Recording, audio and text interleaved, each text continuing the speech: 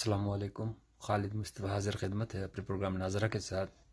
کچھ باتیں مجھے اور یاد آ گئیں جو ابھی میں نے آپ کو پروگرام بتایا تھا کہ جو اس کے اندر وعدہ ماف گواہ بنیں گے وہ اکبر موٹا بنے گا. تو اس پہ مجھے اب تھوڑا سا ذرا توجہ سے آپ لوگ سوچیے گا کہ کیوں میں نے کہا تھا کہ یہ اکبر موٹا بنے گا. کیونکہ انڈیکیٹرز آپ نوٹ کریں. نمبر ایک، اس کا انٹرویو کس نے لیا؟ اس کا انٹرویو کاشف عباسی صاحب نے لیا.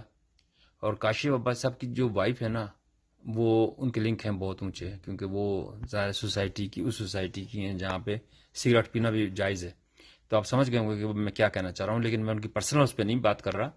لیکن ان کو اس لیے ملا ہے یہ کام کہ یہ پہنچانی تھی عوام کے کانوں کے اندر. ٹھیک ہے. اب دوسری بات یہ ہے کہ اب جو وہ کہہ رہے تھے کہ میں تو دوسرا یہ ہے کہ ان کی جو داڑھی آپ دیکھیں، سفید داڑھی کو میں کچھ نہیں کہہ رہا، لیکن جب آدمی اپنا گیٹ اپ چینج کرتا ہے تو اس کا مطلب یہ ہے کہ کوئی چیز چھپاتا ہے یا کچھ چیز ایسی ظاہر کرتا ہے کہ لوگ سمجھیں کہ میں بہت ہی اچھا آدمی بن گیا ہوں. تیسری بات، انہوں نے یہ فرمایا کہ کہیں نہیں لکھا ہوا کہ اس سے اپروول لیں کابینہ سے. تو بھائی تم نے کیوں پھر اپروول لی؟ پہلی بات تو یہ بتاؤ. نمبر ایک اور بات کہ آپ بھاگے کیوں لندن؟ آپ کہتے ہیں میں تو لندن بھگوڑا تھوڑی ہوں، میں تو لندن میں بیٹھا ہوں. او بیٹھے تو ہو، آپ آؤ واپس، پہلی فلائٹ سے واپس آؤ اور فیس کرو.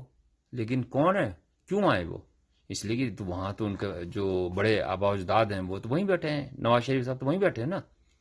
نواز شریف اور اوپر والوں کا، چیف صاحب کا تعلق جو بھی ہے وہاں پہ، تو اس لیے ان کو آنے کی بھی ضرورت نہیں ہے. آئیں گے وہ اگلے منسٹر وہی ہوں گے. تو آپ دیکھیے گا کہ وہ اگلے منسٹر ہوں گے اس کے وزیر داخلہ. یہ میرے پریڈکشن ہے. عمران خان صاحب کو پھنسانے کے لیے سادگی میں پھنس گئے حضرت. میں یہ مانتا ہوں کہ سادگی میں پھنس گئے، لیکن ابھی بھی مطلب یہ تو کنفرمڈ ہو گیا کہ بھائی انہوں نے جو تھا نا یہ سارا جال بنا تھا. اور ایکچولی جو سادے لوگ ہوتے ہیں نا، ان کو اس قسم کے لوگ، ہم نے بھی گورنمنٹ میں نوکری کی، تو جو ہیڈ کلرک اور اکاؤنٹنٹ ٹائپ کے لوگ ہوتے ہیں نا، یہ پھنسا دیتے ہیں آفیسرس کو. اس لیے کہ ان کو ایک تو نالج ہوتی زیادہ، اور دوسرا وہ لالچ تو ہر انسان کا ہوتا ہے. ہم تھوڑے پیسوں کے اندر بک جاتے ہیں اور وہ حرامی سارا فائدہ وہ اٹھا جاتے ہیں. حرامی تو میں نہیں کہنا چاہتا، میں واپس لیتا ہوں الفاظ اپنے، لیکن ایکچولی یہی بات ہے. تو عمران خان صاحب کے ساتھ بھی یہی ہوا بیچارے. ان کو جو ہے نا وہ اسٹیٹس کریزی ہیں. عمران خان صاحب کی سائیکولوجی ہے نا، وہ اسٹیٹس کریزی ہیں. وہ اتنا پیسے کی طرف نہیں جاتے جتنا ان کو مجبور کیا گیا. بھئی وہ تو انسان ہی ہے، وہ بھی انسان ہی ہے. تو یہ اوپر سے سارے ملے ہوئے ایک ہیں. آپ اس پہ نہ دیکھیں کہ عمران خان بہت بڑا وہ بن گیا، چور بن گیا. نہیں، وہ بھی وہی ہے جو دوسرے ہیں. آپ اس بات کو سمجھنے کی کوشش کریں بھائیوں اور بہنوں. پاکستان کے اپنی عقل کو دوڑاؤ، گھوڑے دوڑاؤ کہ یہ اب سب کچھ ٹھیک ہو گیا نا. کہ مطلب وہ اس نے بھی کہہ دیا کہ ہاں، موٹے اکبر نے بھی کہہ دیا کہ نہیں انہوں نے اتنا ان کا معاہدہ ہوا تھا ملک کا اور این سی اے کا، ہمارا تو کوئی تعلق ہی نہیں ہے. اگر انہوں نے کہا ہے کہ بھائی وہ سپریم کورٹ کے اندر جمع کرا دیں تو ہم نے سپریم کورٹ میں جمع اتنا معصومیت سے کہہ رہے ہیں. ایک تو دوسرے کی تو جان اٹکی ہوئی ہے، عمران خان بیچارے کی تو جان اٹکی ہوئی ہے، اور کس قدر خوش و خرم بیٹھے ہوئے ہیں.